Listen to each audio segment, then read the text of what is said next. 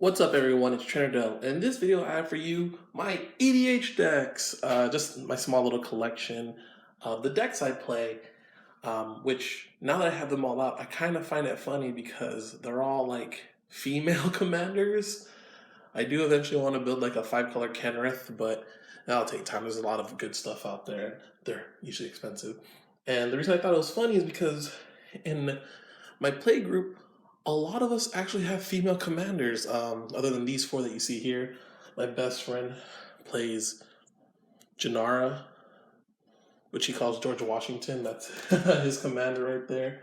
And then my girlfriend plays, well, Jasmine Boreal. And yeah, so I thought that was pretty funny when I was going through these decks, because I was like, my other friend has, well, centriplets and Lyra.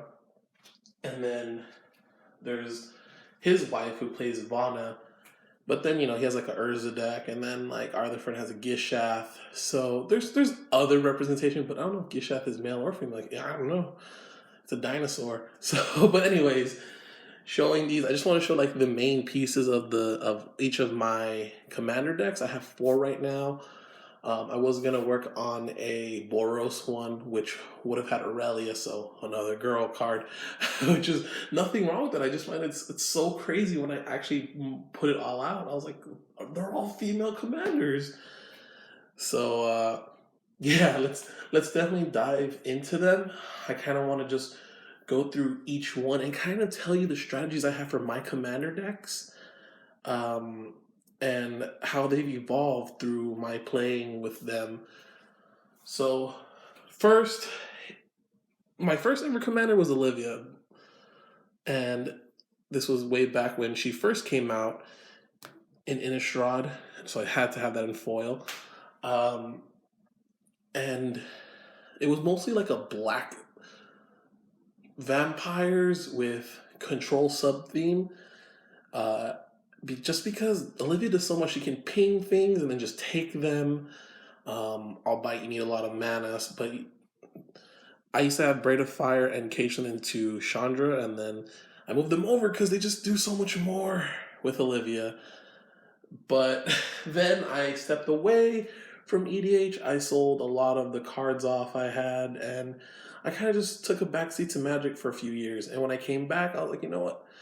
EDH is kind of taking off. Commander's really doing good. I mean, I love the Command Zone game nights, other stuff out there. There's just the Commander has gotten bigger from when I was in college in 2012 to where it is now, where there's yearly products. So I think that's amazing, and it's fun to have a play group and also go to card shops and play. So then I came back and I wanted to build a Chandra deck, and at first it was Chandra Tribal, but you can see Chandra Fire of Kaladesh to Chandra Roaring Flame.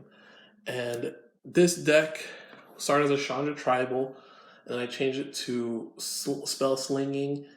And right now, it's just kind of like hold down, hang out, and try to cast big X, like red cards, Comet Storm and Ravaging Blaze. It's not too hard to get the spell mastery on this, obviously. Banefire and Fireball with Banefire, like if X is, I believe, 5 or higher, it can't be countered or prevented, and Fireball just, old school Fireball. Really cool. And then just, by force, because I moved over my Vandal Blast to, I believe, Marchesa or Jhoira. One of the two. Those two have Vandal Blast, I believe. But by force. Chandra flavor. There's also foil Chandra like spells in there that have her in the art. And then Obliterate is like my, I guess you can say, the deck's kind of underpowered, so if I'm able to flip Chandra and get her on the Planeswalker side and blow up everything, I feel like I have a chance to do something, but it usually generates hate. So when she turns into a Planeswalker, she's usually attacked. So I used to play like Mizzix Mastery and like flashback cards, so then I could discard Obliterate and look like, hey, I'm not gonna play it. It's in the graveyard, and then boom, just flashback it for 8 mana and just blow. And when I had Cage Sun in here, it was, woo, It was turn 4 obliterate, sometimes because I could ramp up to Cage Sun and just blow up everything. But I definitely don't want to go with the strategy anymore. I just kind of want to have more fun with the Chandra. I kind of put more elementals in, more creatures that just rummage or do stuff. Just more Chandras, just attack, and it's more my casual, have fun, like hang out deck. There's Olivia, which is kind of strong by herself. This has kind of become, like I said, there's still a vampire sub theme, but now I have was it Voltron style, where there's cards that just when she's on the battlefield, I can just kill everything. Her ping ability becomes Death Touch with these things. Rate of Fire can give me, every turn it's on the field, just amasses me so much more mana, like red mana, that her first ability is essentially free. I just get to cast it, and Cage Sun is Cage Sun. It was so good. I run a lot of swamps. Like I kind of budgeted this deck. I had a lot of mana doublers, and I kept Cage Sun. I'm like, I feel like that's the one card I can use in any deck, obviously, so I'll keep that. But I sold the Connor Revenant and Cryptghast, I believe. I just didn't feel like I needed it.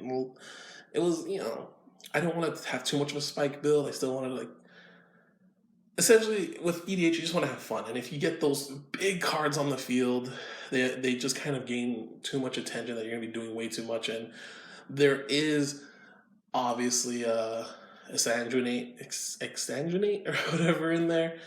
And, yeah, so there's some issues. I played Torment of Hellfire for a while and then, took it out. But this is one of the decks where, I kind of have a sideboard so that power level wise, I can put it back to just, vampires and just a vampire theme, or her, very controlling style of play.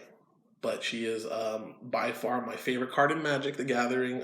When I got into the game, I feel like a lot of people love Innistrad because maybe they jumped on the game too at that time. That's when I came in 2012, so definitely nostalgic for me, and my favorite card. But Queen Marchesa, I feel, is the deck I play the most nowadays, and it's funny because it goes red, black, white. Queen Marchesa is the political strategy. This is the most fun I have when it's a multiplayer format. This is the one where I'm like, man, this is where I can have the most fun because she has haste, death touch. I also was thinking Voltron strategy for her, but she's so political. It's so easy to go aggressive. All my decks are basically aggressive. I'm a very red player, as you see from all the color combinations. There's red in the mana. But this one is more white based. Whereas, Olivia's more black based, but still, this one's more white mana, where I just want to kind of hold down the board. I really like making up the deals. I love just telling my opponent, hey man, or hey girl, come over here, we're cool. I'm gonna do my thing, you can do your thing, I won't stop you. So and keeping the monarch is such a cool mechanic, and I apologize because I should be saying Queen Marchesa, long may she reign. And yeah, the monarch, I play, and I guess these cards can represent how the deck runs. I have the combo with Exquisite Blood and Sanguine Bond, so that's in there. Kiki Jiki has a few things I can do in the deck, a few combos that cause infinites. I would say these two represent Teferi's Protection represents the cards that protect me, and then Murder obviously has Queen Marchesa's flavor text, but it represents cards that I like to keep my mana up, and then with Monarch draw cards at the end of the turn. So obviously I'll have instant cards that can either protect me or cards that will destroy your side of the field. So I like that a lot. And then Blind Obedience for the controlling aspect of white and holding things down. And then the Lang Shield, I didn't play for the longest. I played Ghostly Prison, Norn's Annex, just cards that would tax the player. But I think the Lang Shield is really cool because I'll take the damage, it's whatever, but at least I get to keep the Monarch, so I like that a lot. And the latest addition to my deck is Jhoira, Weatherlight Captain. And sadly, Marchesa is the only one, long may she reign, that's not foil, and it hurts because she jumped up so much in price. And You know, when you have like chances. But anyways, back to Jhoira. I think you know what this is. Very storm centric artifact deck. This is not the deck I play in group games. This is against my friend who has an Urza deck, or anyone else that wants to do CEDH, who just wants to go crazy. Because I though I don't consider the deck CDH, I consider the commander one of them in a sense. If you get my, I don't have like the best cards in it, but she can do so much and just storm you through that it becomes so easy that by turn 4 or 5, if you get the right ramp and the right cards, it's game over. And I guess the cards that represent that well are the cost reduction cards, like Ethereum Sculptor that reduce it by 1. There's Infinites, which is Sensei's Divining Top in Jhoira, and any mana drop, Mana Severance. Love this card. Just remove all the lands. All of them. I probably keep like 1 or 2 still in there just in case.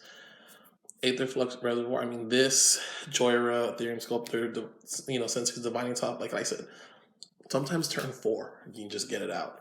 And it's scary and it's horrible. And that's just what can happen. And there has to be some win conditions. There are obviously mana rocks in there that when I start like reducing my mana cost, just bring me out more mana, and then ways to end it. If I can get, Reckless Fire Weaver. There's also what's the one card in there? It's the Gutters? No, it's the one that like it has Storm and it pings. It does 1 damage, but then it copies for every time you play a cast of the cards. So I forget what it's called. It's in there. And then Jace, if I just want to mill myself out. And so he's just there. And so yeah, these are the decks I play. Like I said, Jhoira is in her own category, although like Olivia's kind of close to being there because there's so many decks that just need their commander on the field or need that work in some way. So if I can just steal your commander and I hold it down and I kill all the other threats, I don't know. Olivia's, I have had duels where they borrowed the Jhoira and they couldn't really pilot it well. And Olivia just came in and took it. And there's times where I played people, group game, they see Olivia and they're like, oh, they give that sigh. Like Marchesa and Chandra don't really do that. They kind of know they're in a slow game with Marchesa and Chandra. Chandra. But these are the 2 decks that I get a sigh at. And definitely I don't play this at the tables. They'll just see it like, hey, what decks do you have? And I'll be like, hey, if you want to go something crazy, I got Jhoira. And no. But Olivia's mostly the one that I'll play if I really want to get like the most aggressive, I guess you say, but the most fun in a group game, I would say, is Queen Marchesa. Long may she reign. And yeah, those are the commander decks I have. I'm going to be trying to work on some more and have some fun because since moving out, Commander's kind of the gameplay we've been playing. We've always talked about drafting again and doing stuff, but Commander is the format we love playing. It's the easiest for us to hang out, turn on some lo-fi and chill and just, get pizza and hang out. All right, anyways. Let me know if you guys play Commander, if you guys are interested. What commanders do you love the most, and what would you want to play? Like I said, I kind of want to get Kenrith, and I don't know, maybe like one day like a turtle tribal commander. Come on, y'all, turtle. There's so many turtle decks have been coming out, so I would love a turtle commander, like an actual, not like Arcades where it's just toughness is switch and stuff, but like a legit turtle. All right, thanks for watching. Peace.